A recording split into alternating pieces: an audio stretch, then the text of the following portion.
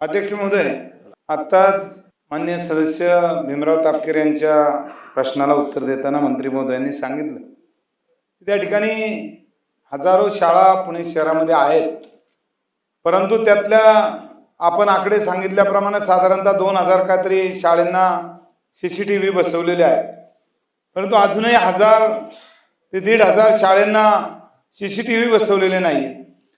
तर ते तातडीने बसवण्याचे आपण आदेश द्याल का? आणि पुणे महानगरपालिका ज्या ज्या शाळेमध्ये CCTV नसतील ते पुणे महानगरपालिकेला आपण आदेश द्याल का?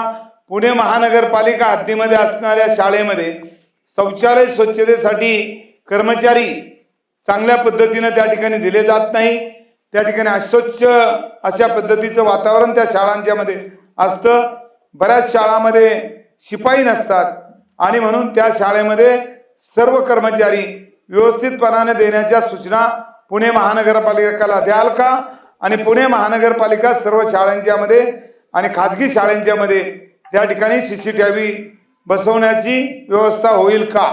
अध्यक्ष महोदय, पुण्यामध्ये महानगरपालिकेच्या 492 एकूण शाळा आहेत, त्यापैकी 393 शाळांमध्ये CCTV ऑलरेडी बसवण्यात आले आहेत. म्हणजे 99 शाळांमध्ये जे CCTV बसवायचे ती कार्यवाही लवकरात लवकर करण्यात यावी.